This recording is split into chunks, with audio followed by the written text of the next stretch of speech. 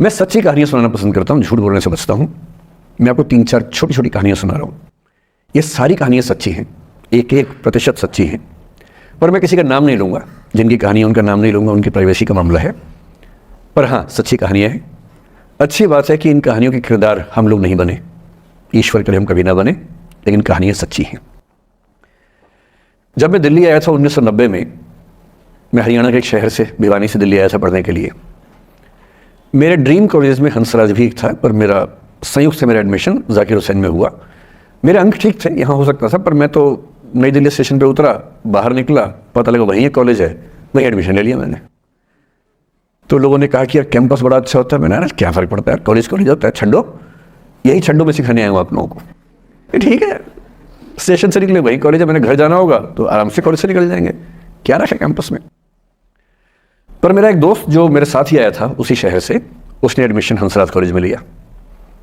मैं और वो स्कूल के डिबेटर्स थे। डिबेटिंग में हम लोग स्कूल टाइम से काफ़ी एक्टिव थे। डीयू में आए तो यहाँ भी एक्टिव रहे। डीयू में मैंने करीब 5 साल डिबेटिंग की और मेरा ख्याल है कि लगभग 300-400 डिबेट्स मैंने जीती होंगी डीयू में, कुछ हारी भी होंगी, लेकिन मैंने खूब डिबेट, वो मेरा दरअसल दाना पानी था, रोजी रोटी मेरी वही थी कॉलेज के दिनों में। घर से पैसे मैं लेता नहीं था, मिलते भी नहीं थे, देना क्या था, ऐसी स्थिति भी नहीं थी उस समय मेरे घर में कि मिल सके। तो डिबेटिंग मेरा रोजगार था, एम्प्लॉयमेंट था, मेरा उससे काम चल जाता था आराम से। उसका भी चल जाता था, वो हंसराज से था, मैं जाकिर हुसैन से था। हम खूब डिबेट से मिलते थे। अक्सर ट्रॉफी या तो हम जीतते थे या वो जीतता था, कोई भी जीते रूम पे ही आती थी, क्योंकि हम रूममेट्स थे, एक साथ ही रहते थे। वो मुझसे योग्यताओं के मामले में 21 था, बल्कि अगर वो 21 था तो मैं 15 ही रहा हूँगा या 12 रहा हूँगा, 22 या 21 तो नहीं रहा हूँगा, मुझसे बेहतर था योग्यताओं में। बड़ा अच्छा व्यक्ति था। ग्रेजुएशन के बाद मैंने एमए हिंदी साहित्य में एडमिशन लिया, जबकि बीए ऑनर्स हिस्ट्री में किया था मैंने। उसने तय किया कि वो कुछ और करेगा, प्रोफेशनल कोर्स करेगा, नौकरी करेगा, तो वो चला गया दिल्ली से। मैं दिल्ली में रहा। फिर मैं एमए के बाद तैयारी करने लगा यूपीएससी की। तब तक मैं यूजीसी जेआरएफ कर चुका था। पहला अटेम्प्ट दिया, प्रीलिम्स हो गया। मेंस मेरा 96 के मेंस की बात कर रहा हूँ, मेंस शुरू होने वाला था, 2 दिन रह गए थे। करीब 10 दिन पहले वो मेरे पास आया हुआ था दिल्ली में, मिलजुल के अच्छे से बात कर गया था। उन दिनों उसका एक प्रेम संबंध कहीं हमारी ही एक मित्र के साथ चल रहा था। हम सब दोस्त थे, तो उनमें से 2 लोगों का आपस में एक अफेयर था। मुझे नहीं पता क्या हुआ, लेकिन मेरे मेन एग्ज़ाम से 2 दिन पहले रात को 12 बजे एक फ़ोन आया और ये बताया गया कि मेरे दोस्त ने फंदा लगा के अपनी जीवन लीला समाप्त कर ली है। वो दिल्ली से दूर था कहीं, और जिस व्यक्ति के बारे में मेरी राय ये थी कि उतना जीवट वाला व्यक्ति कोई हो नहीं सकता, जो ज़िंदगी से हार सकता ही नहीं, जिसके होने से कई लोग हमेशा जीता हुआ महसूस करते हैं, वो चुपचाप एक बंद कमरे में ज़िंदगी से हार गया। मैं आज तक नहीं समझ पाया कि ऐसा कैसे हुआ। बाद में टटोला, उसके पेरेंट्स से बात हुई, भाई से बात हुई। उन्होंने उसकी याद में एक सोशल वर्क शुरू किया ताकि किसी और बच्चे को ऐसा ना करना पड़े। तो जो हल्का हल्का अनुमान हुआ वो है कि शायद कुछ ऐसा था रिलेशनशिप में जो नहीं संभल पाया था, और रिश्ता टूट ना जाए इसका दबाव बहुत ज़्यादा था, और वो दबाव झेल नहीं पाया। इस उम्र में ऐसा फेज आता है, कई बार आता है। ये एक कहानी है, हंसराज कॉलेज से ही जुड़ी है, इसलिए मैंने सोचा कि वहीं से बात शुरू करूँ। नाम जैसा कि मैंने कहा मैं नहीं बताऊंगा, तो नाम बताने का मतलब भी नहीं। और वो जिसकी मैं कहानी सुना रहा हूँ, आप लोगों के जन्म से पहले की बात है। आप तो सब 21वीं सदी वाले बच्चे होंगे ना, जेन ज़ी होंगे आप सब लोग, तो ये तो बहुत पुरानी बात है। एक दूसरी कहानी सुनाता हूँ। मैं आपको 2-3 कहानियाँ सुनाऊंगा, फिर उन सबका सार निकाल लेंगे एक साथ हम लोग। दूसरी कहानी ये है कि जब मेरा सिलेक्शन हो गया 97 में, 96 अटेम्प्ट में पहली बार में मेरा सिलेक्शन हो गया था। मैं एक्सटेंशन लेके तैयारी कर रहा था, और डीयू में मैं पढ़ा भी रहा था उस समय। तब मैं शायद डीएवी कॉलेज में था या अग्रसेन, मैं 2 जगह पढ़ाई डीयू में, तो उनमें से किसी कॉलेज में पढ़ा रहा था उस समय में। तो उस समय एक लाइब्रेरी है कैंपस में ही, सेंट्रल रेफरेंस लाइब्रेरी, आप जानते होंगे, CRL बोलते हैं, जो विवेकानंद जी की स्टैच्यू है सामने ही वो लाइब्रेरी है। उस लाइब्रेरी में नीचे सब बैठ के पढ़ते हैं, और टॉप फ्लोर पे रिसर्च फ्लोर है, जहाँ MPhil PhD वाले बच्चे पढ़ते हैं। मैं उस समय शायद PhD कर रहा था या MPhil खत्म हुई थी, वहीं बैठता था, पढ़ता था रोज। कई दोस्त पढ़ते थे हम लोग वहाँ। हम सुबह 8 बजे लाइब्रेरी खुलते ही वहाँ घुसते थे, रात को 1 बजे निकलते थे लाइब्रेरी बंद होने के समय। तो वहाँ एक छत थी, छत पे छोटी सी कैंटीन थी, जहाँ हम लोग जब जब बोर होते थे दिन में 3-4 बार जाके चाय पीते थे। चाय पी ली, बिस्किट खा लिया, थोड़ी गप्पे मार ली, वो सब वहाँ करते थे। तो वहाँ मेरे बहुत सारे दोस्त थे, उनमें से कई लोग अब बहुत सीनियर सिविल सर्वेंट्स हैं, कुछ लोग प्रोफेसर्स हैं DU में। 2 बच्चे थे मुझसे जूनियर, 3-4 साल जूनियर थे, बड़े प्यारे बच्चे थे। मुझे उस समय तक पढ़ाई लिखाई का शौक अच्छा खासा हो गया था, तो वो रोज़ मेरे साथ बैठते थे केवल बात करने के लिए, किसी मुद्दे पर बहस करनी है तो बहस होती थी, समझते थे। फिर मुझे पता लगा कि वो दोनों रिलेशनशिप में हैं, रिश्ते में हैं, दोनों ने शादी भी कर ली। उनकी योजना DU में पढ़ाने की थी या सिविल सर्विस की भी थी, शायद पता नहीं। मेरा इंटरेक्शन बहुत ज़्यादा उसके बाद रहा नहीं उनसे, क्योंकि मैं सर्विस में चला गया था। इतने जिज्ञासु बच्चे थे दोनों, इतने जिज्ञासु कि उनसे मिलकर तबीयत खुश हो जाती थी कि हर चीज़ जानने का मन करता था उनका, हर विषय पढ़ने का मन करता था। एकदम जीवन से भरे हुए बच्चे, आंखों में चमक ऐसे। फिर दोनों की शादी हुई तो मैं शादी में जा नहीं पाया, क्योंकि मेरा रिश्ता सिर्फ लाइब्रेरी में 1 घंटा गप मारने वाला था, उससे ज़्यादा था नहीं रिश्ता उनके साथ। फिर सुनता रहता था कि मैं सब बढ़िया चल रहे हैं, पढ़ाई कर रहे हैं, तैयारी कर रहे हैं। इंटरकास्ट मैरिज की उन लोगों ने, खूब हंगामा हुआ, दोनों घर में तलवारें खिंच गई, किसी तरह से तलवारें संभाली गई, मैनेज हुआ, दोनों साथ रहने लगे। और फिर 3-4 साल के बाद एक दिन मैंने खबर सुनी कि उस बच्ची ने फंदा लगा के जीवन लीला समाप्त कर ली। ये बात भी दिल्ली विश्वविद्यालय की है, उस दौर के सब लोग इस कहानी को जानते हैं। मेरे ख्याल से ये दोनों कहानी आपकी प्रिंसिपल मैडम जानती होंगी, नहीं ध्यान कर पाएंगे तो मैं उनको जैसे नाम बोलूंगा अकेले में वो तुरंत समझ जाएंगे मैं किसकी बात कर रहा हूं। मैं आज तक नहीं समझ पाया कि ऐसा क्या हुआ होगा।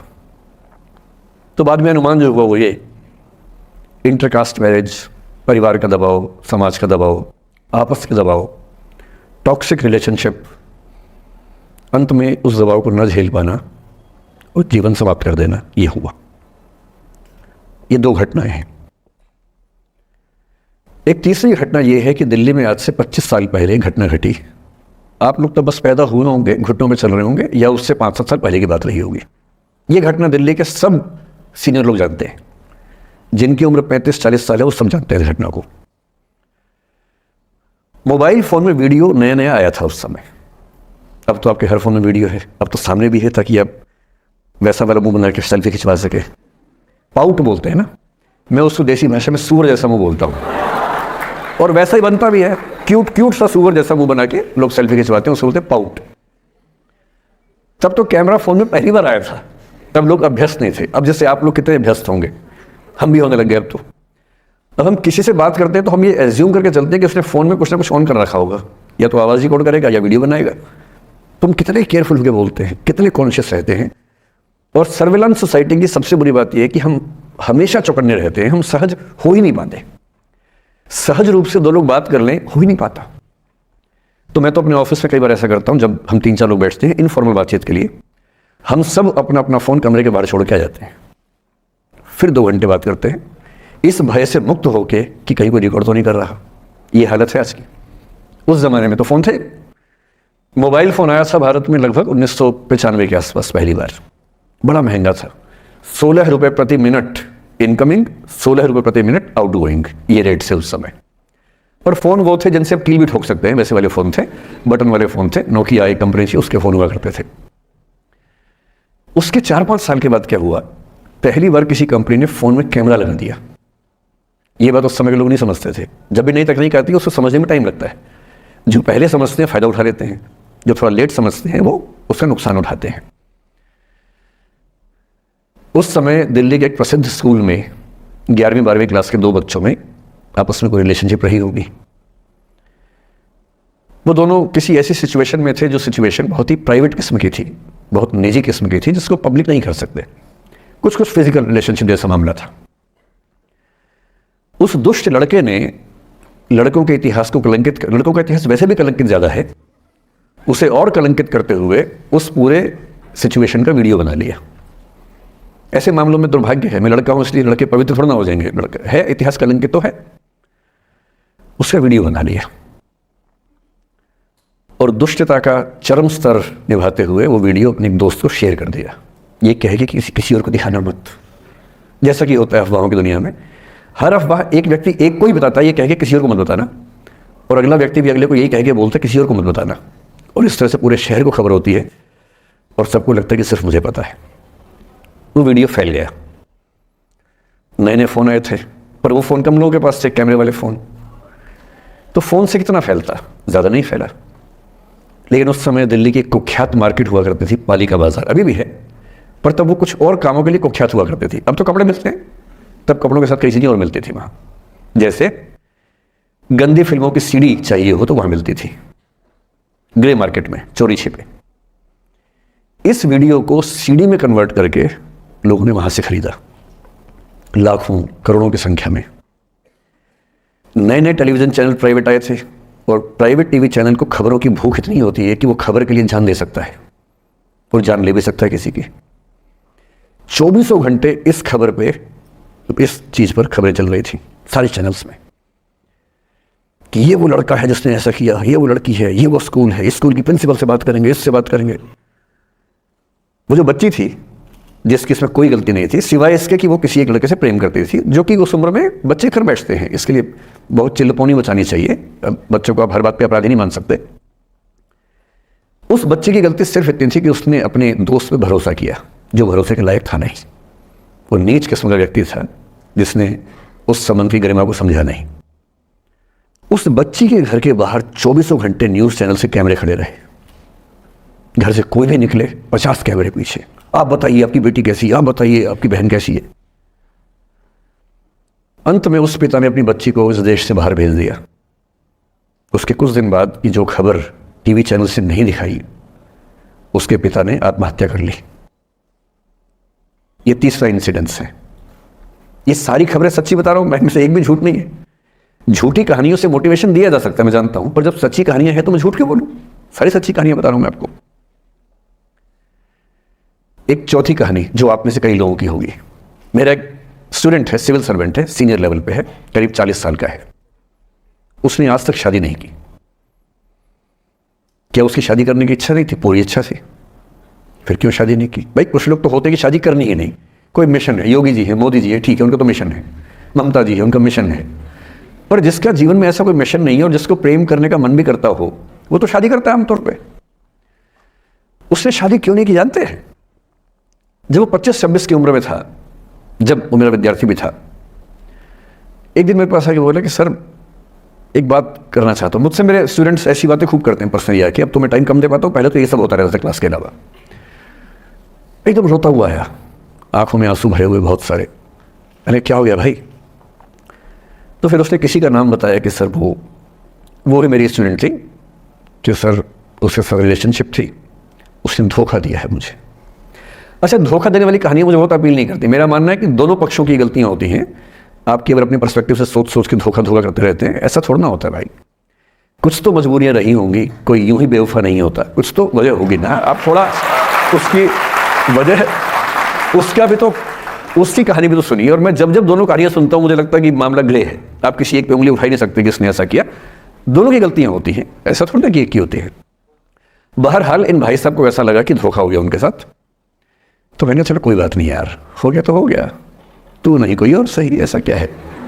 वो इतनी बड़ी दुनिया है, 8 अरब की आबादी अब है, उस समय भी 6-7 अरब तो थी। मैंने कहा 3.5 अरब 350 करोड़ में कोई तो होगी तुम्हारे लिए, ऐसा क्या है, कोई और देखेंगे। पर वो थोड़ा ज़्यादा सेंटिमेंटल था उस समय।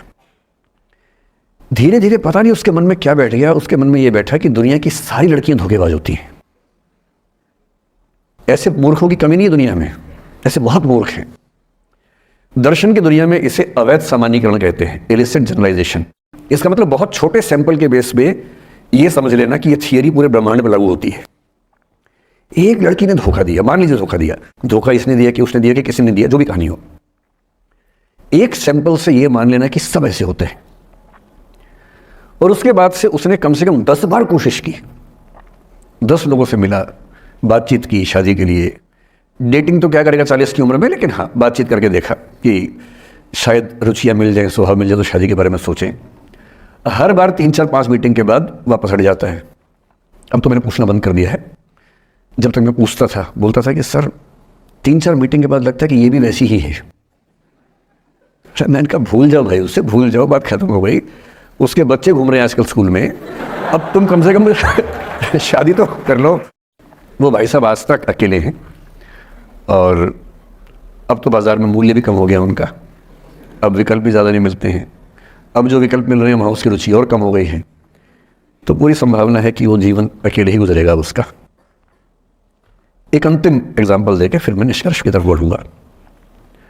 मैं एक आईएएस ऑफिसर को जानता हूँ, 2 आईपीएस को जानता हूँ, बहुत योग्य लोग, देश के सबसे अच्छे संस्थाओं से पढ़े हुए लोग, प्रॉपर आईएएस प्रॉपर आईपीएस में नौकरी करने वाले लोग, और इन तीनों ने अपना जीवन समाप्त कर लिया नौकरी में रहते हुए। क्यों? क्योंकि नौकरी और घरेलू जो दुविधाएं थी उनको झेल नहीं पा रहे थे, ना झेल पा रहे थे ना भूल पा रहे थे, लेट गो नहीं कर पाए तो गिव अप कर दिया। और इसलिए मुझे अक्सर लगता है कि जितनी चीज़ें हम सिखाते हैं बच्चों को, हिस्ट्री, इकोनॉमिक्स, लिटरेचर, वो सब ठीक है, उनका भी महत्व है, शायद उससे ज़्यादा महत्व इस चीज़ का है कि ये समझें कि अपने इमोशंस को कैसे मैनेज करना है। जब जीवन में ऐसा लगे कि सब खत्म हो गया है, जब जीवन में लगे कि बहुत टॉक्सिक किस्म की लाइफ हो गई है, उससे बाहर कैसे निकलें, शायद ये सबसे महत्वपूर्ण लेसन होता है जो हम सबको सीखना चाहिए। मैंने कहीं से सीखा नहीं है, ना मैंने ऐसी किताबें पढ़ी हैं, हालांकि मैंने 2 किताबें मंगवाई हैं पिछले हफ्ते, पढ़ी नहीं है अभी तक, तो मैं किताबों के बेस में नहीं जानता कैसे सीखते हैं, लेकिन ज़िंदगी से तुम सीख सकते हैं।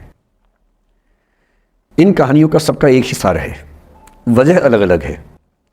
एक व्यक्ति ने इसलिए अपना जीवन समाप्त किया कि वो रिश्ता उसके हाथ से छूट रहा था, एक ने इसलिए जीवन समाप्त किया कि रिश्ता बन गया था पर समाज के दबाव, घर के दबाव मैनेज नहीं कर पाए, एक ने जिंदगी भर शादी नहीं की सिर्फ इसलिए कि वो पुरानी यादों को भूल नहीं पाया। अरे एक बार गलती हो गई तो हो गई, आगे तो संभावना जीवन में है भाई, क्यों इतना हावी रखना उस दिमाग के ऊपर। कुछ लोग देश की सबसे अच्छी नौकरी में होकर हर पैमाने पर सफलता की हर कसौटी पे खरा उतरने के बाद जीवन नहीं बचा पाए, क्योंकि दूसरों की नज़र में आप बहुत सफल हो जाए, अपनी नज़र में शून्य हो, तो फिर जीवन कैसे बने, जीवन कैसे बचे। इन सारी कहानियों का मूल भाव एक ही है, अगर आप खुद को हैंडल नहीं कर सकते तो दुनिया को क्या हैंडल करेंगे।